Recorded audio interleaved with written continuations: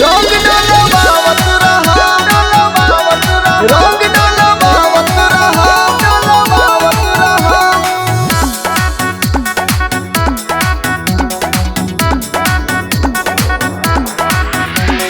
देवरू होले के काहे आइल बड़ टोली, लागत होई रंगीन रसोली।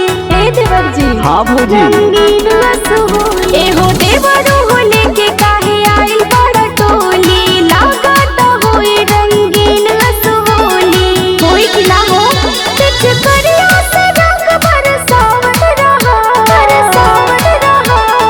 भौजी हो रंग डलवावत रहा, डलवावत रहा। देवरा के जियरा जोड़ावत रहा। भौजी हो रंग डलवावत रहा, डलवावत रहा। देवरा के जियरा जोड़ावत रहा।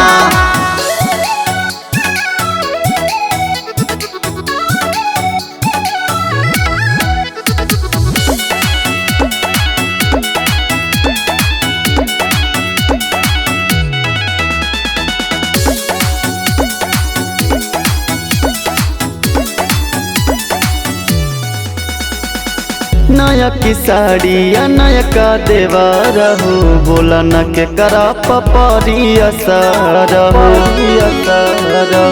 भौजी। हाय नया की साड़ी या नया का देवर हो, बोला न के करा पपरी असर हो।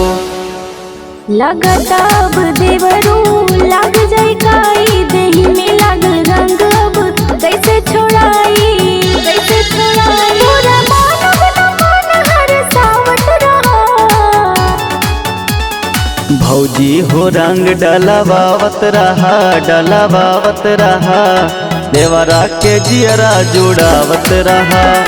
भौजी हो रंग डलवावत रहा, डलवावत रहा।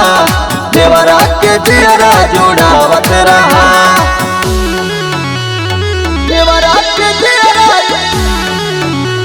जोड़ावत रहा।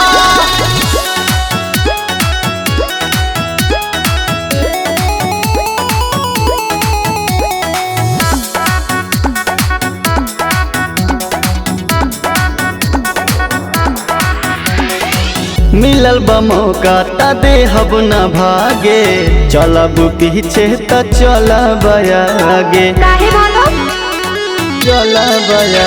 हाय मिलल बा मौका त देहब न भागे, चलब पीछे त चलब आगे।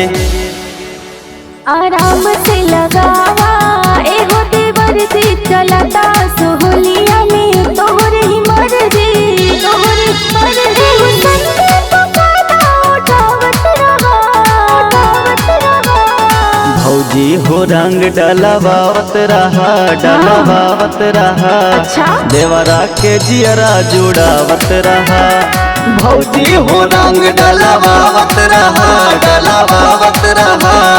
देवरा के जियरा जोड़ावत रहा। जुग जुग जिया ए देवर जी।